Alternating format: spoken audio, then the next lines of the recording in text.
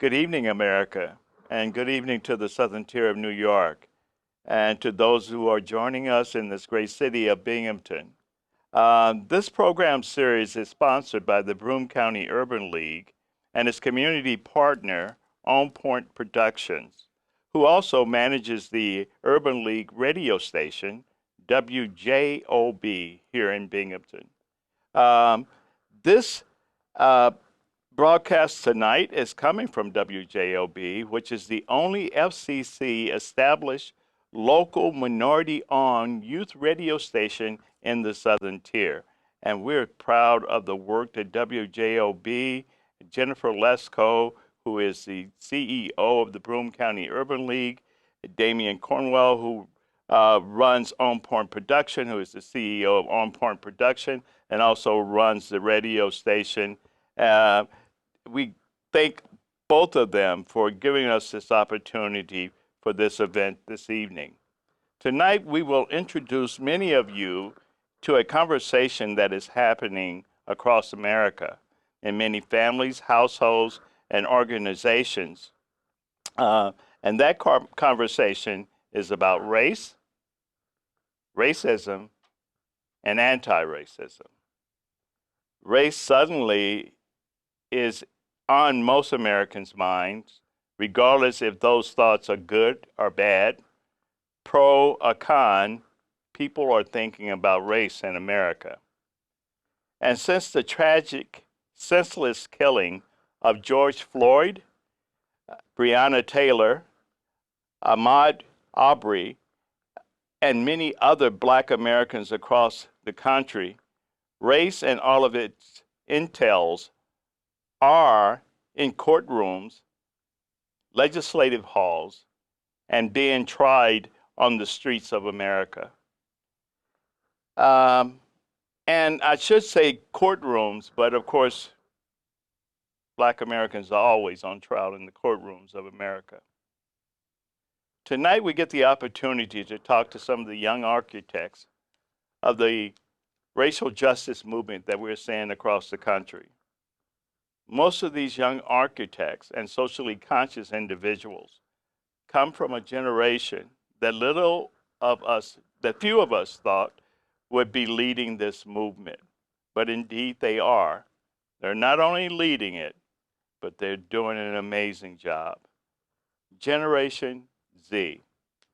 Tonight I have with me 4 young ladies who are going to talk about their participation in the racial justice events that are happening across our nation. But they're also going to talk about their own personal lives, how it impacts them, their families, and their friends.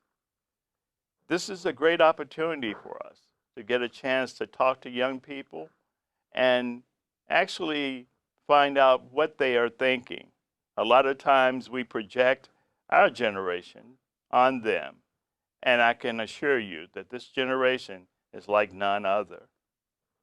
Generation Z were the ones who led the March for Our Lives anti-gun protest, created in response to the Marjorie Stoneman Douglas High School shooting in 2018, which saw well over 1.2 million people marching in support of gun control legislation.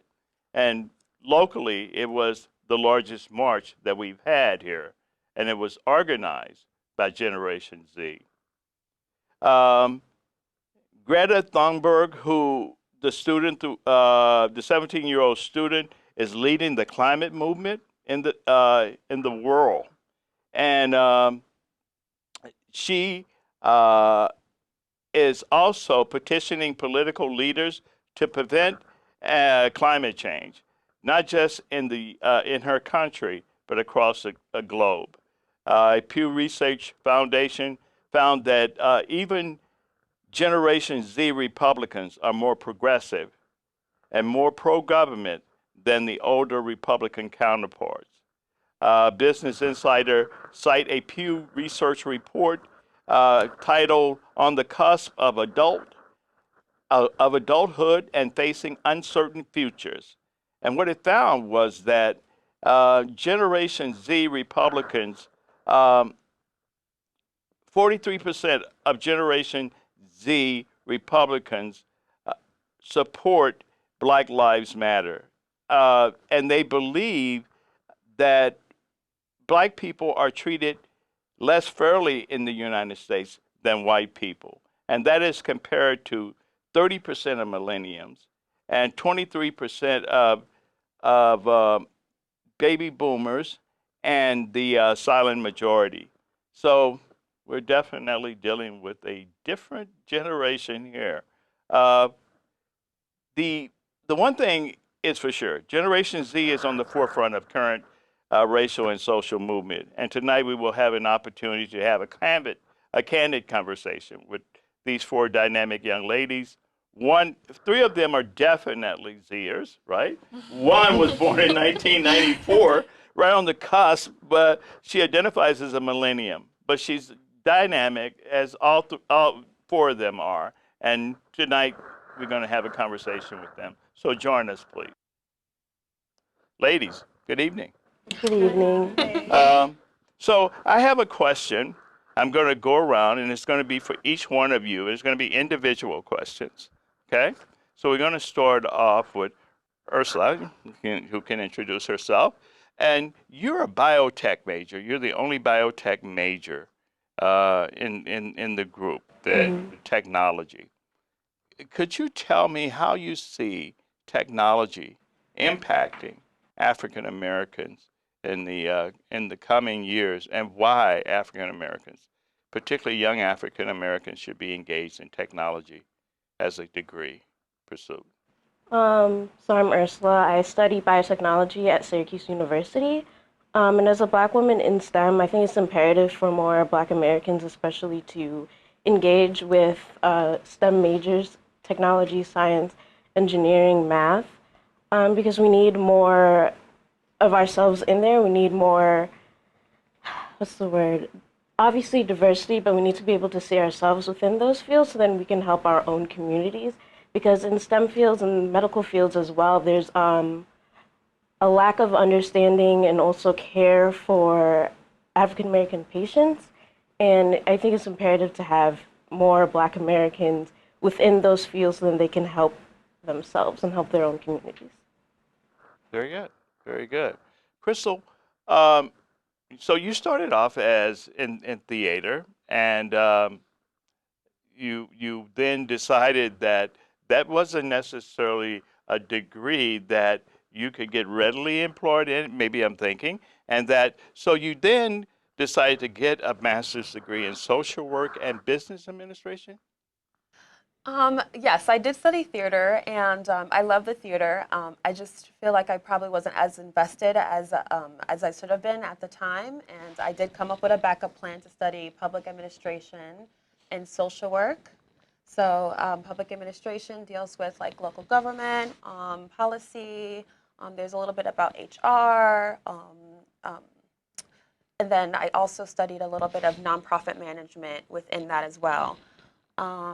Yeah, so I really enjoy working with families and communities, and I'm very dedicated around working with youth of the future, like how we're all working together right now. I really want to provide a platform for youth, later youth, to really express themselves in the best way they can and learn in a different type of environment than we might have learned in, like being in the classroom setting all the time. Like, I'm a very strong believer that learning should be hands-on, and let kids be kids and explore and learn and have, us teach our kids the way we, feel like we should be exposing them to, and, kind of nurture that kind of fostering for our youth.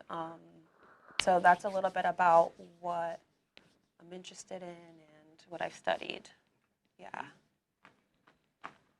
Natasha, so early childhood development, early childhood education is your pursuit. And how do you see early childhood education and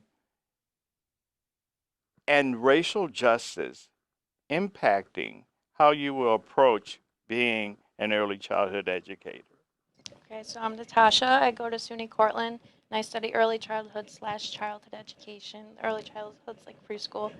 I see it impacting me greatly. I think it's really important to educate our youth on not only what's happened in the past with people of color, but also what's happening now. And not only people of color, I need to stand for Black Lives Matter within my classroom for the students that I have that are of color, but I also need to make sure I teach my white students what privileges they have and how important it is to stand with Black Lives Matter. Thank you. Morgan. Well, so our criminal justice major, our panelists who wanted to be a police officer. Uh, would you tell us what your major is and what changed your mind about being a police officer? So I study criminal justice at the University of Albany. Once I got further into my education, I always wanted to be a police officer, but once I got further in, I started seeing the injustices that happen on black people in our criminal justice system. I was never exposed, but the more I looked into it, the more horrifying it became. And I don't believe I can make the biggest difference there. I want to help the people who are already impacted. So what I would like to do is research and figure out what we can do as a community and as a whole to change police, how we can fix our issues and prevent something like what happened to George Floyd. I would also like to help black men who are in prison a lot more than any other race, any other person in our country wrongfully. They've been wrongfully convicted, went through every single step of the system they could have, and still ended up there wrongfully. I would like to get them out and give them the life they deserve instead of just suffering because of the color of their skin. You're going to make an amazing law enforcement person. I look forward to following all of your careers. But let me put a question out generally to the crowd, right? Individually, how are you addressing what is going on today as a person, as a young woman in America? How are you addressing what is going on today personally? And if you're not, what suggestions would you have for those who are?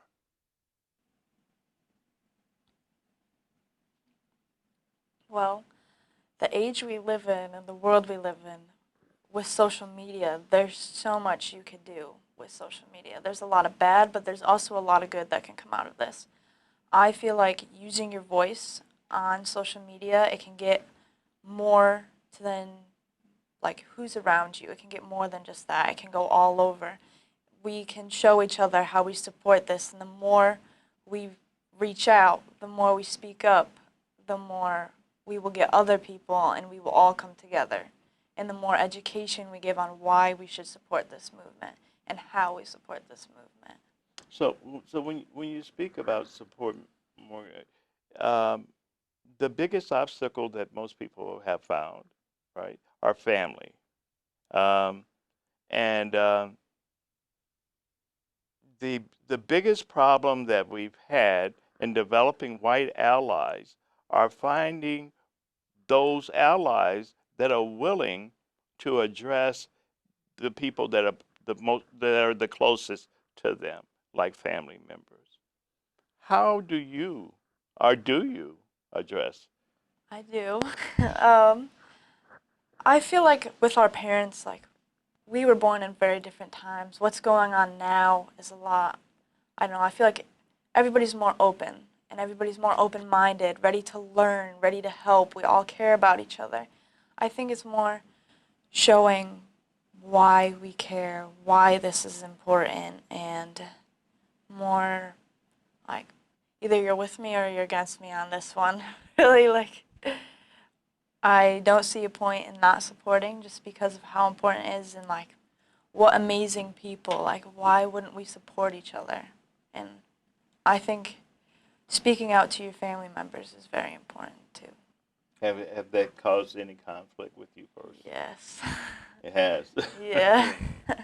Yeah. But I don't know, to me, I know they care, I know the reason against it, but I feel like one day they'll come to. The more I push, the more they'll see, and more like not pushing, not yelling, but more explaining and explaining why, and like eased tones, no like loud arguments, and just really making a conversation within your family can help. So you have a strategy on how you Yes. Yes, I do have a I just strategy. want to point something out that, we're all lovely women, and we're, if we choose to have families, we'll have children of our own. I think the conversation is not any longer trying to persuade our family necessarily into changing their mind. However, how are we going to change the script and teach our children different? Because at a certain point, we just have to say, okay, our family has grown in this manner, was taught in this manner from their parents. They don't know any different, and we're not going to be able to change their mind overnight. And we can only hope that our parents are going to support us in any direction we choose to go in or choose to take. But at this point, it's now talking about how we, as a new generation, are going to teach our kids. And, we got to let our parents be our parents, because at the end of the day, they really want to guide us with what they grew up and the knowledge that they've grown up to know. But they gave us our own minds to think and come up with our own conclusions. So they would just have to be okay with the fact that, we're deciding to take this route. And I know you may be nervous for me, or I know you may be fearful for me, but at the same time, this is where I'm choosing to go with my opinion, my views, my values. So I just feel like the narrative could steer away. If it's important that we start talking about how we'll change it for the future and teach our kids better, or teach our kids a different narrative, versus constantly like, oh, you need to change your family's opinion about this and this and this. It really won't do much good, because it's like beating a dead horse that they've already Been set in their mind. if that was the case, right? Then the only people you would see out there on the street would be Generation Z. But you're not. They're not the only persons that you see out there on the street. So I run a group called Witnessing Whiteness here. Most of the people that attended are millenniums and baby boomers. And occasionally I get college students in there, but it's opening more and more to college students. But what we're finding that happen when people are bold enough to talk to their families and and and and and don't mind the pushback is that there are some people who change their mind. There are some people who are lifetime growers that will grow no matter how old they are, and the thing that they did not have that you have is information. They didn't have access to information. They didn't know. You only know what you know, and they didn't have that information. And sometimes when you bring them information and you tell them things that they don't know, they change. And the reason why I said we must keep pushing the previous generation is because when we look at the Congress and the Senate, if you go up in Albany and you go through the legislature and the Senate up there, the majority of them are senior citizens. These are the people writing your laws. These are the people setting down the legislation for you. If you don't convince them that this is senseless and that racism is destroying this country, if you don't convince them, we get no laws. We get nothing to change it. And if we wait for you to get into office 40 years, 30 years down the line, this country remains the same as it is today. I totally get what you're saying, and I absolutely believe. As a matter of fact, I was going to have Natasha speak to it. Why is it important that we educate kids? Because you're right, we do need to make sure that generation is is prepared to step in your shoes. But we shouldn't give up on those people who came before us, because we owe them that. I My mother never thought she would see a black president. I kept telling her she would. She didn't believe it. She didn't believe it, but she didn't believe that she would see a a black Supreme Court justice when she was a little girl, but she saw that. Every time we take a step forward means that we have overcome something that the previous generation went through. But I totally get what you're saying, Crystal. It must be frustrating, though, to keep going to people butting your heads up against the wall. But your parents are pretty progressive. Your father built you a computer. I mean, that's a pretty progressive father. My father's also really young, but yeah, he's progressive. Okay. He's really Okay. he has his own opinions, and you know, my family is from the Caribbean. They're not from America, so they have a lot of different perspectives on a lot of different things. So their outlook is a lot different. But yeah, they're progressive in a certain way. I haven't really talked to my family intensely about Black Lives Matter or Black issues because we all feel it. We all know it's there. We all live it. You know, my dad has always felt that he's been targeted because he was a Black man. It's just something that, you know, my family just lives in. So, but yeah. Natasha, what do you think about talking to your parents? Do you talk to your family about? Yeah, I do. My family, I feel like it's easier for me to talk in my family because my family is very much love. So no matter what the conversation turns into, at the end of the day, it's going to be okay. But I think, especially within my family, I see it, it's important to talk, for me to introduce the subjects because they're going to take it personally anyways. So it's much better for me to say something to them other than somebody else they wouldn't know. So I feel like almost like this obligation to say something because not only because I feel like I need to say something, but also because I feel like I would be the only one to get to them about what we're talking about. And I don't know, I think it's just like important to talk about like I feel like the generation of our parents, racism was defined so differently than it is now.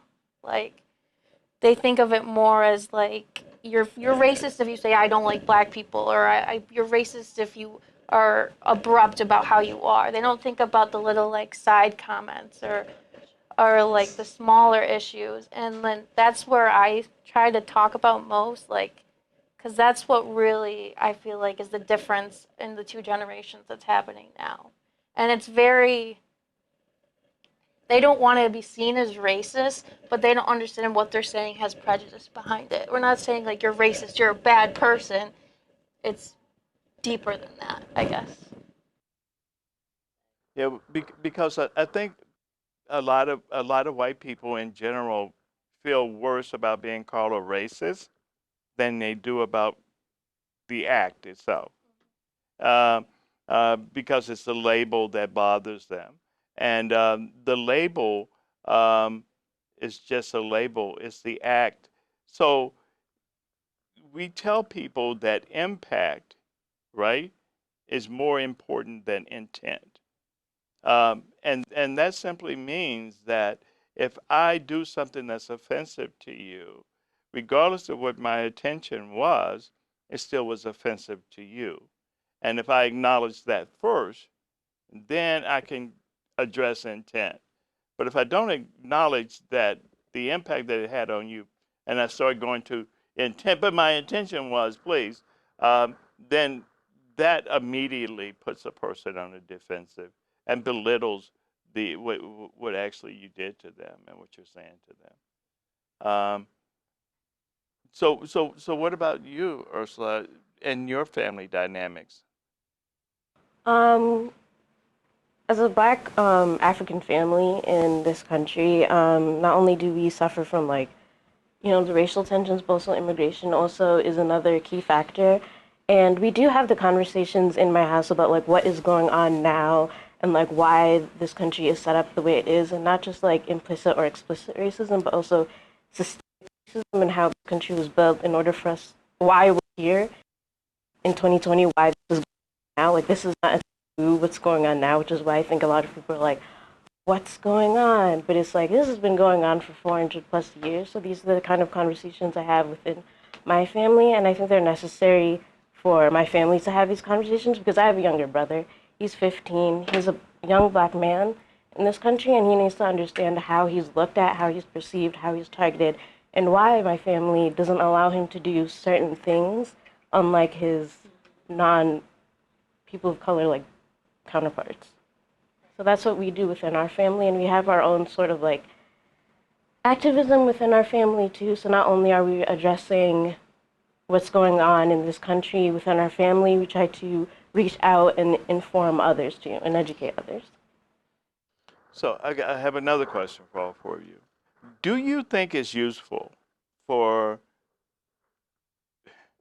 blacks, African Americans in America, and whites in America to sit down face to face and have a conversation?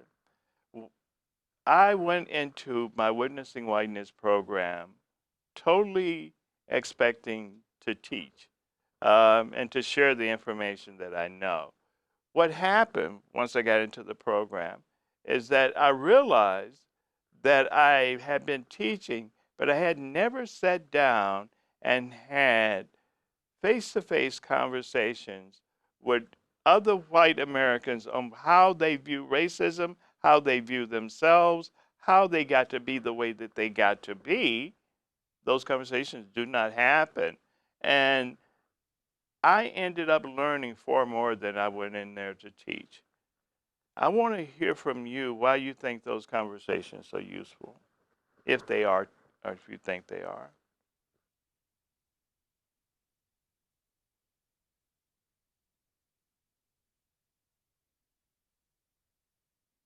You know, I know all four of your names. I can just call. I think they're important because, oh, you can go. You can go ahead. Okay. So I think they're important because, yes, it's an uncomfortable conversation, but they can lead to such important outcomes. They can lead to change. And what we want and so desperately need right now is change. And uncomfortable is going to happen this whole way. Not everybody's going to be comfortable. Not everybody's going to like what's going to be said. But it's important because this is how we move forward. This is how we learn. This is how we prevent it from ever happening again. This is what we pass down from generation to generation and how we create change, in my opinion. I think that's important too, what she said, uncomfortable. I feel like race, especially in our country, is such a like taboo thing to talk about, and I think that's why it has such tension with it. And I feel like once we finally get comfortable talking about it, then there could be less issues because when we talk, we can educate and we can go through. When you listen to people's experiences, that's when you really learn and you understand things. So I think the conversations would be extremely important. I also think those conversations are important because it breaks everyone down to the same level and it creates a level of understanding and therefore empathy. And I think that's what's going on in this country, a lack of empathy going on in noticing and recognizing this is the pain that these people are going through. Let me recognize my own implicitness and complicitness within that pain that others are suffering. Yeah.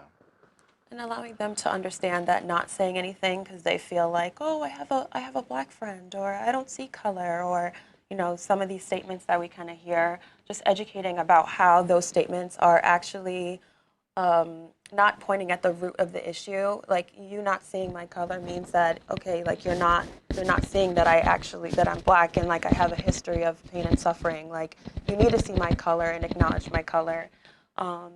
So things like that, like explaining like some of those phrases and the thought that having people of color around you, or oh, my cousin's husband is black, like those kind of things, they don't reach the root of what we're trying to, talk about, or the actual pressing issue at hand. Like, what actions are you going to help us take now to kind of change the script and change the narrative? Those kind of conversations are where it becomes a little more meaningful, a little more fruitful.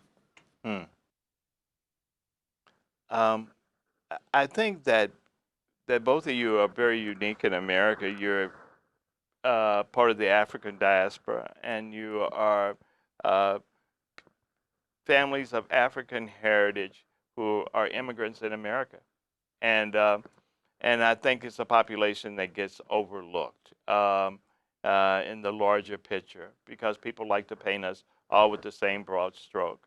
Um, they took a continent that has over 2,000 ethnic groups and made them all African, right? It's amazing, but that's what they did. Uh, uh, so as an immigrant, as a black immigrant in America, uh, do you feel, and the reason why I say this is because I have a friend who's from Trinidad, and one of the complaints she has is feeling inclusive in this movement that is happening today. This race movement, is it exclusive African Americans, those born in America, those families who have been here? How do you feel as black immigrants in America? And do you feel a part of this movement that is going on? For me personally, as a whole, in a broad aspect, I'm fighting for everyone that is black in this country, but I'm centering African Americans in my discussions and in my protests because those are the people that have been heavily affected and are American and have been so for 400 plus years. So that's my take on it, centering African Americans within those conversations because those are the ones that have been more affected because this is their country. Mm. Mm. Do you feel there that the African Americans that you know are accepting you and on as a part of the African diaspora? Just no problem. Okay. What about you, Crystal? Um, I guess in a way, like I'm American, so and my family's from Caribbean, so I like to say like I'm Caribbean American. Like I'm kind of like most of my cousins on my mom and my dad's side were first generation like American for the bloodline. So I definitely feel like the conversation is about Africans that that are coming out of slavery, the ancestors coming out of slavery, and it's their fight along with people of color, and we can't forget like Latinx, Right. um, Native American. Native American, yeah, we can't forget about those kind of people that kind of founded the root of America, America and the government has kind of pushed them. It has pushed them out or kept them limited in another type of form in another aspect. For Black Americans, it's the prison system, it's the criminal justice system, and then they moved a lot of Native Americans up to Alaska or like west. It's not.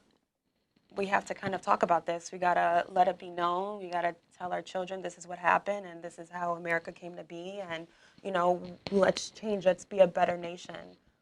Let's have the world see us do better. Because there is a lot of opportunity out in America. That's not a statement I would reject. Like America does have a lot of opportunities. However, when someone comes to America, they realize like, oh my gosh, I'm gonna have to work really hard.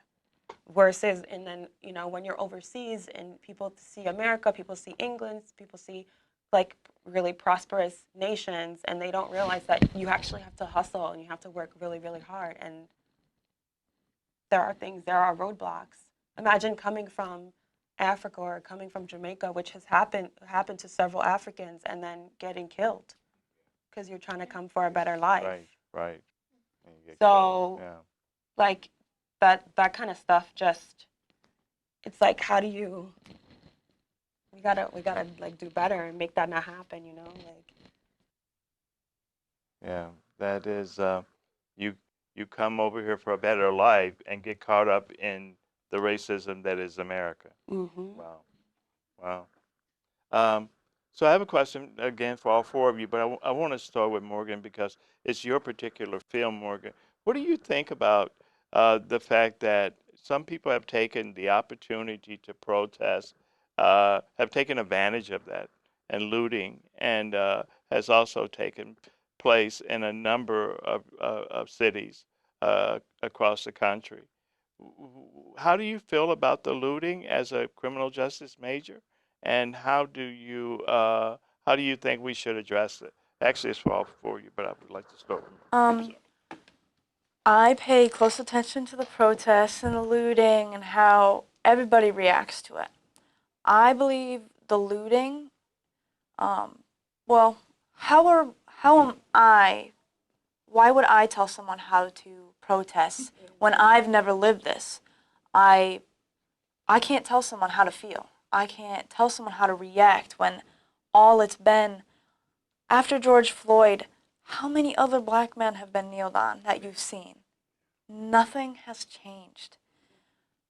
And with the looting and along with the protesting, looting has been outside of like telling people how to feel. Most of what I've seen is people taking advantage of the situation, and most of what I've paid attention to, it's been white people who are trying to be like, oh look, these people are criminals, Black Lives Matter is a criminal movement, these people are out here to destroy, kill, loot, go into your neighborhoods, kill your families.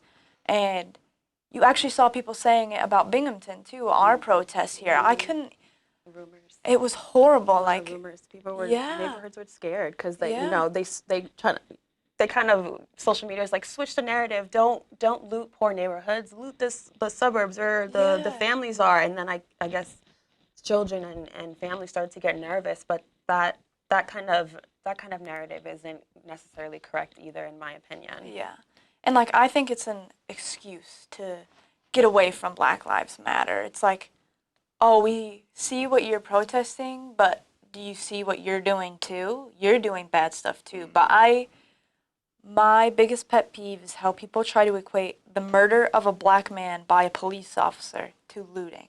Okay. Murder and looting, like, eh. So property versus a human life. Yes. And I think that happened here locally, even with the arson incident at Rec Park, where they burnt down the playground area there, and a lot of people expected for community members to come out, particularly black people, to come out and speak out against that, but that was trivial in comparison to a man's life. We're talking about people dying in police custody. A playground can be rebuilt. I was devastated to see that playground burnt down, but I didn't feel the need to go out and to write a statement because the person who did it wasn't even from this community, from out of town or somewhere. But not only that, I didn't want to lose the focus of what was really happening, because I agree with you. Focus on the looting, we don't have to talk about the problem. If we focus on the property, we don't have to talk about the problem. And, there was a time in this country when we were considered property. But that's another story. So the rest of you, how do you feel about that? By all means, thank you, Morgan. I just wanted to add in, we went to the protest together that day, and it ended at 3 p.m. and then the fire happened at night. So it was awful that people compared the two, because the protest was way over once that happened. So the fact that it was even on people's radar was really hard, because you really want to focus on the protest, because it was amazing and it was super peaceful, and so many people from our community went, and it was amazing. Right. And then to have that happen really sucked. But I just think I see the post all the time that's like, oh, it's really sad that George Floyd died, but all of this looting, and it's like, switch it. Yeah. It's really bad that all this looting is happening, but somebody died. It's like you have to figure out what's important and what's not important. So it's amazing how some people make that decision. Let's go back to work, because if we lose money on this economy, then I would rather die from the virus than lose all my money. yeah. But there are people who are constantly putting our health ahead, behind their property, behind material wealth. So, ladies, what do you think about that, the looting? I commend y'all for going to the protests. Seeing the looting. I'm from the city, so I have a lot more followers from downstate in Brooklyn and Manhattan, and those lootings were really aggressive. They hit a lot of luxury stores, and this is just my opinion. I feel like some people might have hit those luxury stores because they can't readily afford it. It's not marketed for that class of people. Luxury brands are not marketed for the regular, like, minimum paying person. And um, I- if looting is happening where you're able to walk into the store and take what you want, I feel like people, especially downstate, took the opportunity to get the stuff and then probably resell it. Just for the fact that those kind of luxuries, those kind of things are not available to a person like regular with a bunch of different, with a lot of people in their family. So that's just my opinion about that. But I don't think I don't really agree with the looting at all. I feel like it's very dangerous, and I feel that, destroying your community, it could do more damage for the community in the long run. Although people say that there's insurance and this is insured and that is insured, the economy is already being heavily affected by the pandemic. My concern is that these insurances that people have on these stores have gotten caught up with trying to balance out their expenses from the pandemic. So I totally understand that we have the right, and protesters and looters have the right to show their aggression in any type of manner, because we did try to do peaceful protests on the floor. We laid on the ground. I did that when I was on campus back in 2016 with Hands Up, Don't Shoot. I laid on the ground. They've been taking a kneel. We've tried peaceful protests. That's totally fine. And now, there's some people who are angry and are trying to destroy things, probably destroy City Hall, destroy different things. But as Morgan mentioned, there are some instigators and agitators, and those are kind of the things where we gotta, weigh out the options. I would just hate to see how the effects of looting and tearing down cities will also enhance the already struggling economy with the pandemic. That's just my concern. It's my concern along with that, and I think it's very nervous and scary to think that you can lose an eye from going to a protest. Yeah, we mean with the rubber bullets and stuff that they're using, the weapons that they're using. Yeah. Ursula? Um, well, I believe for a protest, it's not anyone's intention to go when they protest to loot, but the whole point to protest is also to disrupt. If you're doing it peacefully, you're not really saying anything to, say, your administration, your politicians. You're not really doing much except for abiding by the laws that are already created to harm you anyways. So you do have to create some type of disruption. Now, hitting stores that are like family owned or like business owned, like those that are like part of the community, I don't like that at all, because you're hurting your own community in that way. But other like larger corporations that don't have anything to do with people of color, have not done anything for people of color, I don't necessarily feel sorry for. I'm never going to feel sorry for them, because I'll always center the people that are in pain. And I think that especially media has run with the looting, just took it and ran with it in order to distract and warp the narrative that Black Lives Matter movement is trying to portray, and also villainize the movement and the protesters as well. It's just another excuse for larger America, white America, to just be like, oh, well, I don't have to listen, I don't have to pay attention, because look at what they're doing. Very good. Mm-hmm. Very, very good.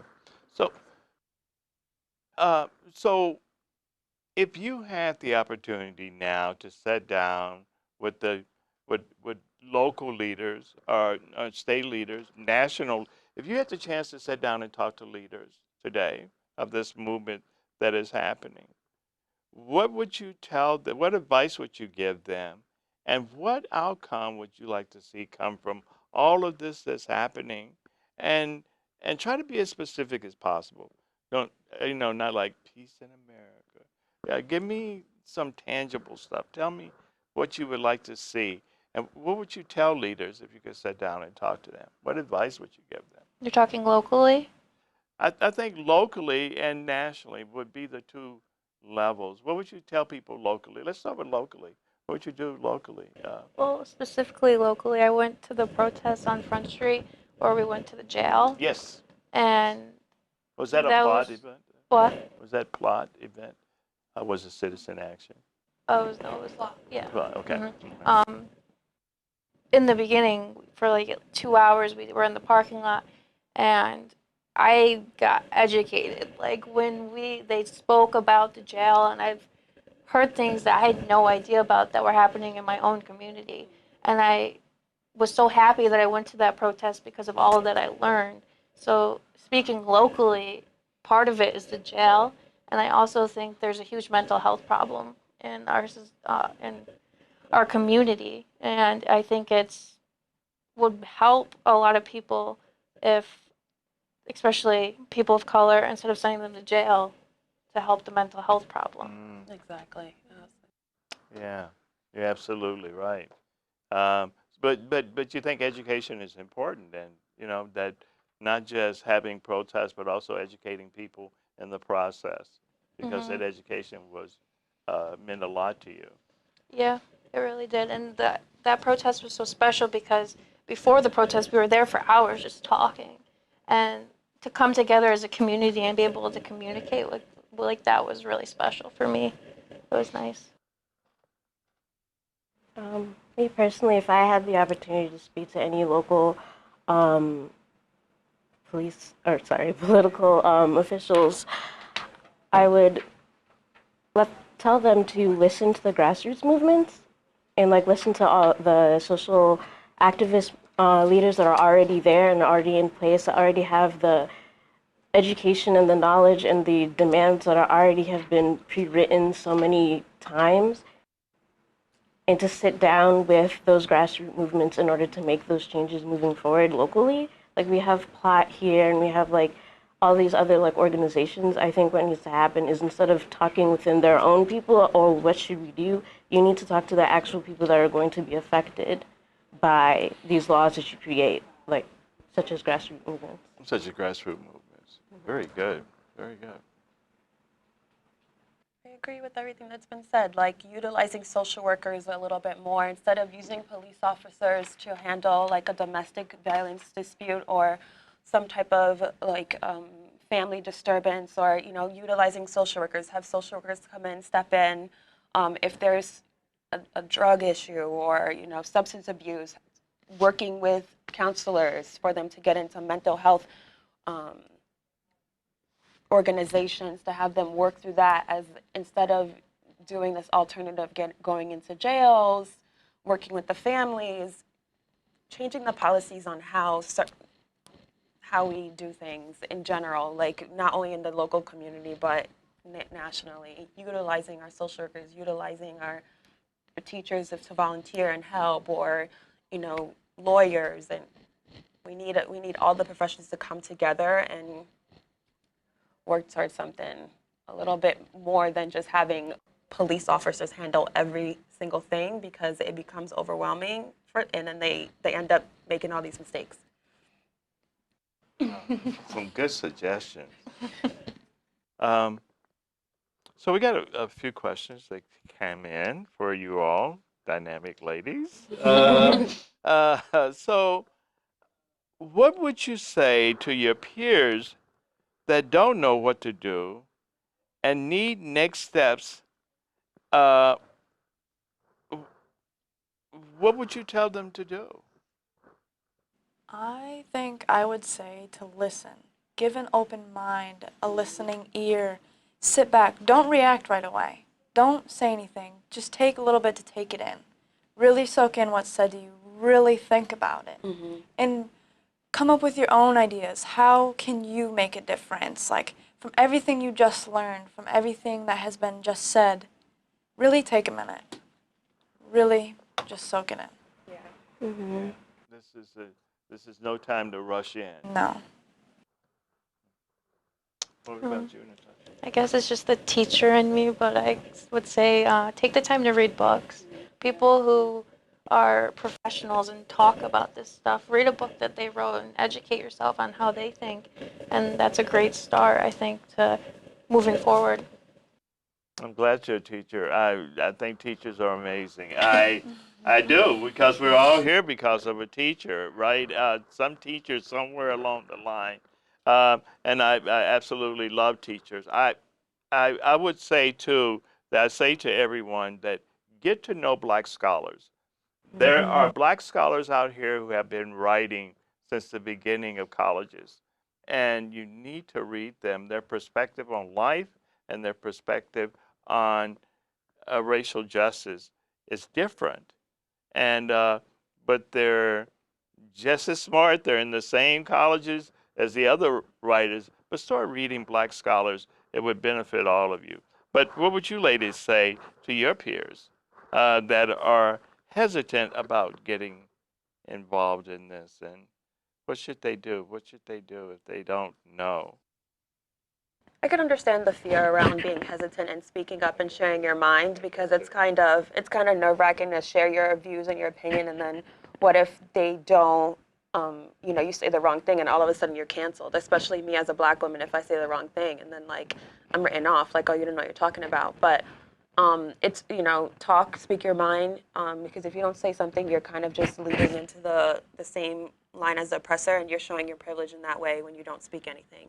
So just, if that's if you're white, but you need to try to stay open, have an open mind to listen, as what Morgan said, and read, as what Natasha said. Yeah. Reading is really, really, and having conversations like this. I know college helped me a lot, so it would be beneficial if you went to college, because college, you're around other people who have different thoughts of the world and different perspectives of the world, and bouncing out ideas from the classroom is a great way to learn. It is. So I really appreciated going to college.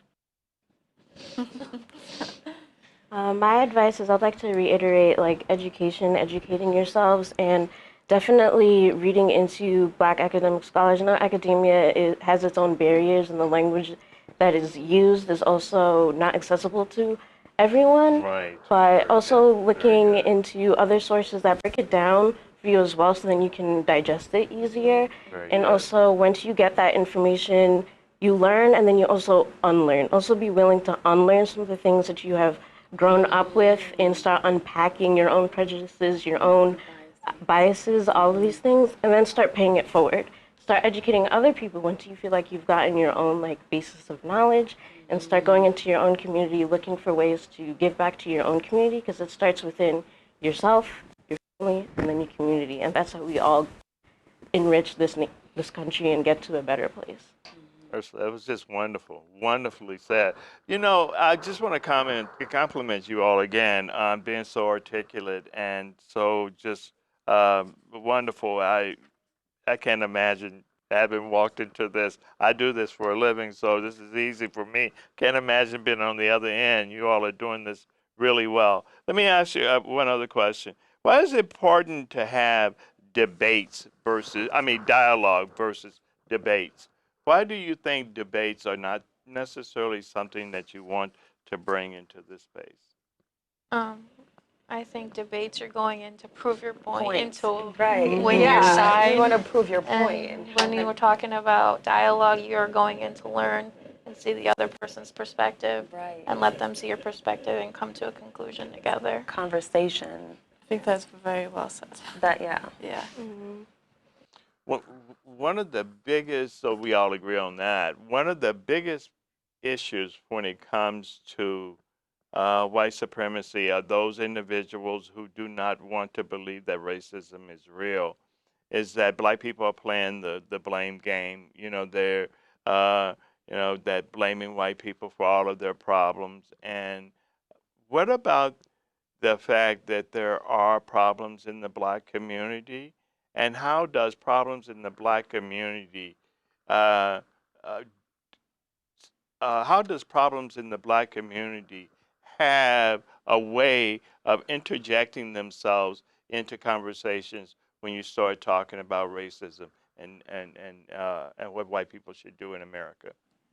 I've personally seen that a lot on social media as an excuse.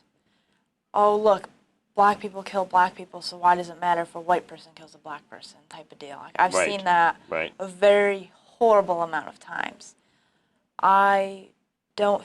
It is important to look at, and I believe we should fix it, because why are we taking out such amazing people? We should work on mental health. We should work on education. We should really focus on these things. But again, I think it's an excuse to move away from the movement, really. Like, most of the time when I've seen people bring that up, it's been like trying to take away from what the point is, type of deal. From my perspective, black on black crime happens in predominantly like projects and ghettos and around, it's revolving around gangs. Usually youth get involved with gangs because there's some type of family trauma or broken down system within their ecosystem as a family or their sub-families, and then they connect to a gang because that gang becomes their support system or their family. And gang culture, like rivalries and sets and blocks, there is a lot of conflict and violence is something that's used and happens. However, in my opinion, if we can work with youth that are underprivileged who have a lot of trauma, and instead of them seeing the enticing thing about seeing all this stack of money from this gang member and all this stuff, kind of change the narrative. Join this after school program. Join this club.